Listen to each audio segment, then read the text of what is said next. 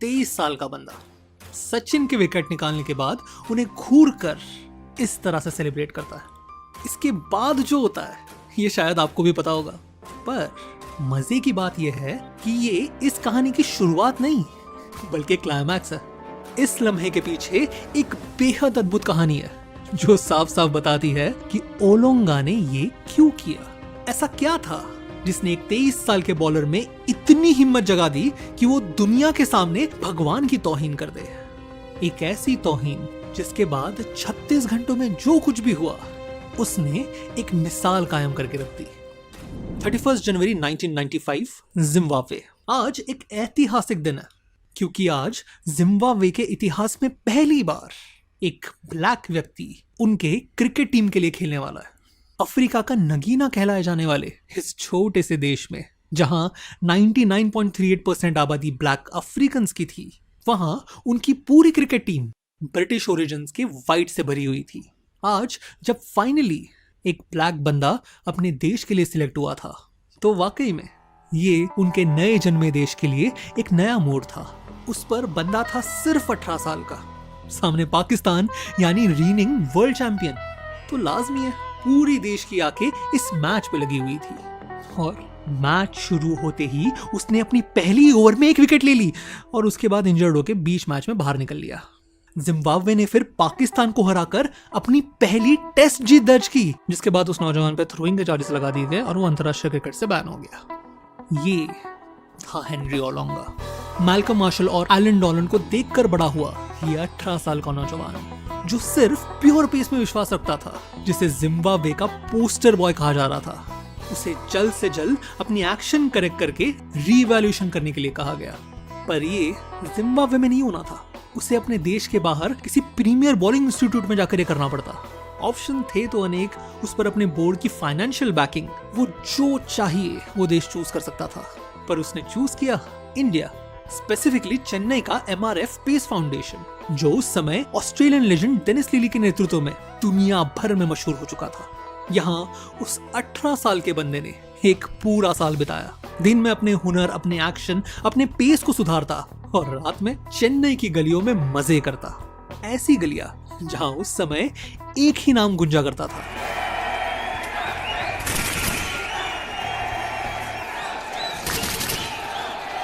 पिछले 2 सालों में सचिन ने 80.74 के औसत से 1340 रन मारे थे और ओडीआई में गए एक साल में 47.3 के औसत से 1090 रन।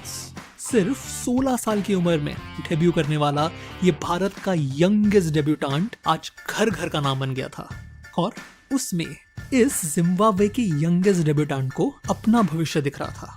पर जहां वो इंडियन डेब्यूटेंट अगले कुछ सालों में सफलता के नए शिखर छूने वाला था, वहां ओलोंगा सिर्फ धंसता चला गया। एक और इंजरीज, दूसरे और फॉर्म की कमी, और अगर किसी दिन दोनों भी ना हो तो एक्यूरेसी।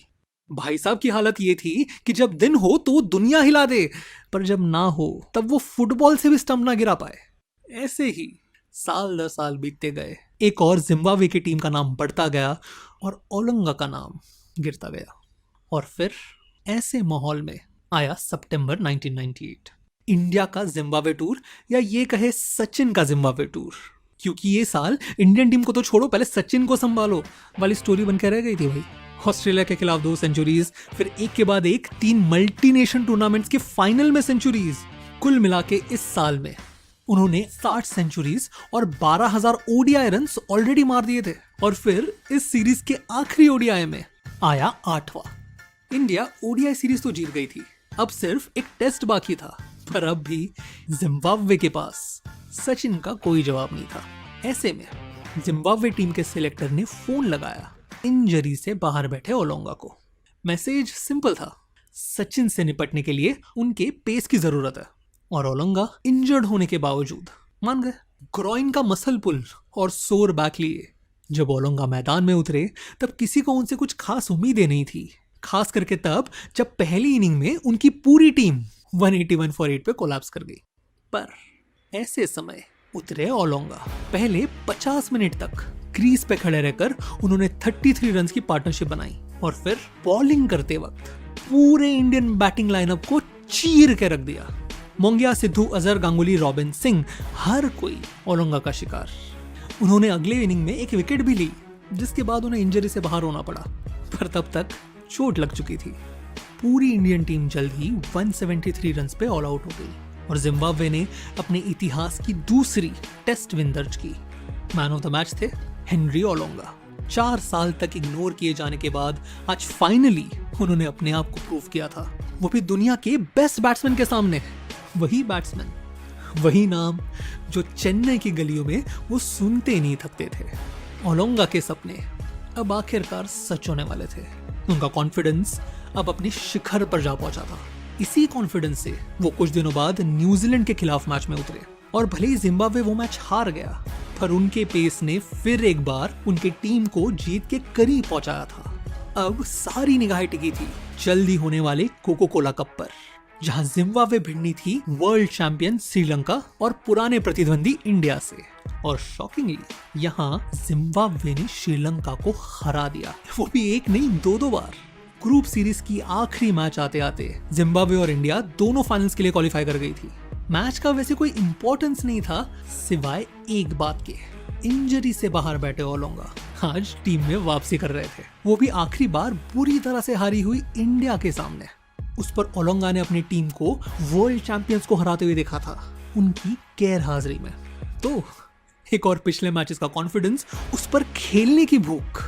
209 का टारगेट बचाने के चक्कर में जब जिम्बाब्वे टीम ग्राउंड पर उतरी, तब ओलोंगा की आंखें किसी भूखे शेर की तरह थी, बस झपटने की फिराक में।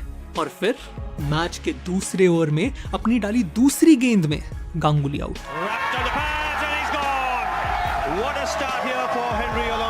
अगली ओवर में द्रविड़ घर को रवाना और फिर तीसरी ओवर की तीसरी बॉल पर ओलोंगा खुशी मनाने ही वाला था कि अंपायर ने डिक्लेयर कर दिया नो बॉल। बड़ा शिकार हाथ में लगते लगते निकल गया था और रिस्पॉन्स में ओलोंगा ने डाला एक शॉर्ट बॉल।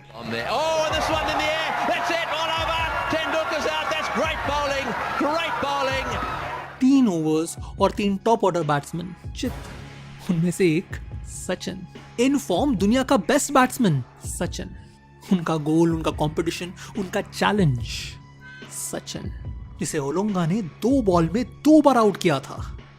और इसलिए हुआ ये। He's headed over Tendulkar this evening. These Zimbabweans are turning out to be pretty tough to beat.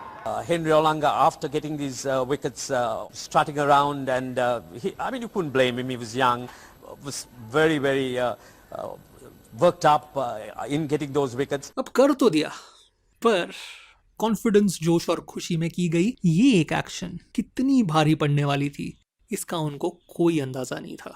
I happened to get Sachin off out with a no ball, and then I was so incensed with myself that I came back and gave him a great ball that bounced a little and caught the shoulder of his bat and looped to point, I think. For some reason this made Mr. Tendulkar very, very angry. Olonga का celebration देख सचिन का response आप साफ देख सकते हो। वापस जाते वक्त जब जडेजा ने उनको क्रॉस किया, तब मूड लाइट करने की कोशिश में उन्होंने पूछा, क्या सर ऐसे ही आउट हो गए आप? तब सचिन ने झट से ऊपर देखा और बोले, अगले मैच तक रुक। इस टूर्नामेंट के फाइनल्स अब से 36 घंटे में होने थे और सचिन के शब्दों में ये उनके जिंदगी के सबसे लंबे 36 घंटे थे। पैविलियन में लौटते ही वो सीधा नेट्स में चले गए और वहां पौने घंटे तक शॉर्ट बॉल की प्रैक्टिस करते रहे। जब तक वो लौटे तब तक ओलोंगा 4 विकेट ले चुका था। इंडिया 192 पर ऑल आउट होकर मैच हार चुकी थी। टीम वापस लौटी, पर सचिन अपनी होटल रूम में बैठकर बार बार वही एक बॉल विजुअलाइज कर रहे थे। उन्होंने वो रात सिर्फ करवटें बदलकर गुजारी। अगली सुबह नेट प्रैक्टिस और फिर एक बार शॉर्ट बॉल। वहां दूसरी ओर जिम्बाब्वे के खेमे में स्ट्रैटेजी मीटिंग में भी यही निर्णय लिया गया। जब सचिन क्रीज पर, बॉल ओलोंगा के पास और सरप्राइज बाउंसर। कुछ भी हो जाए, सचिन को सेटल होने का टाइम नहीं देना। मैच शुरू होने के ठीक पहले जहां ओलोंगा अपने पूरे टीम के समर्थन के साथ जोश में आ रहा था, वहीं सचिन पैविलियन के कोने में बैठे घड़ी को घूरे जा रहे थे। कई साल बाद उन्होंने एक इंटरव्यू में कहा, उस शॉर्ट बॉल ने और उस डिसमिसल ने मुझे रात भर जगाया था। मुझे बस अब हिसाब बराबर करना था। मेरे लिए वो एक बॉक्सिंग मैच बन के रह गई थी जहां या तो वो खड़ा रहता या फिर मैं। और ऐसे में शुरू हुई मैच। एक और सचिन, दूसरी और ओलोंगा, और पहला सरप्राइज बाउंसर।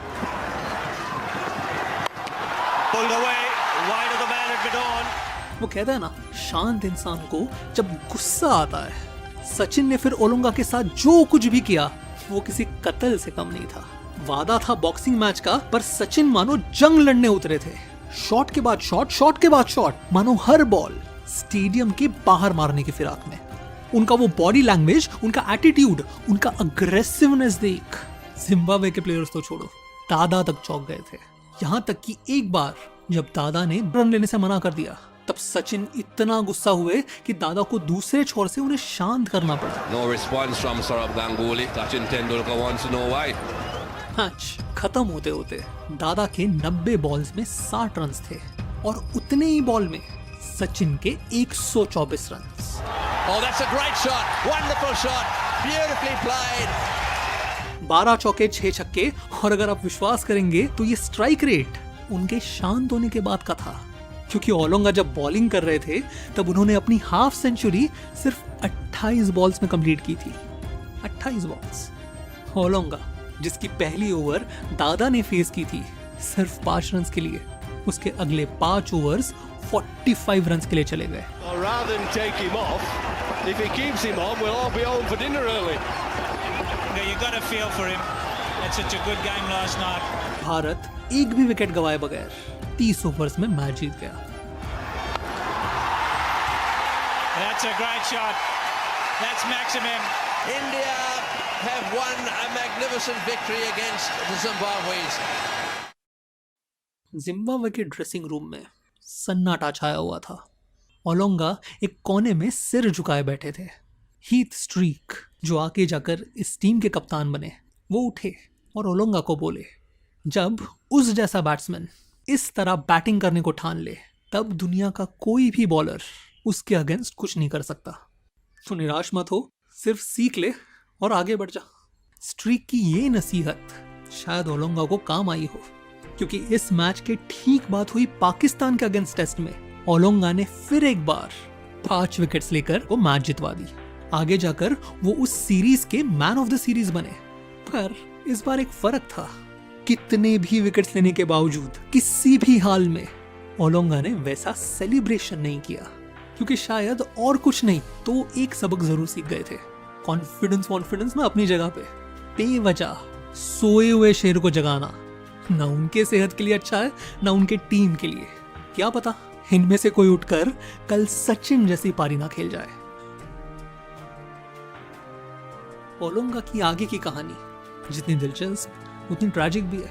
वो आज ऑस्ट्रेलिया में एक ओपेरा सिंगर का काम करता है। अगर आपको वो स्टोरी जाननी हो तो मुझे कमेंट्स में ज़रूर बताएं। तब तक आशा करता हूँ कि आपका दिन शुभ रहे।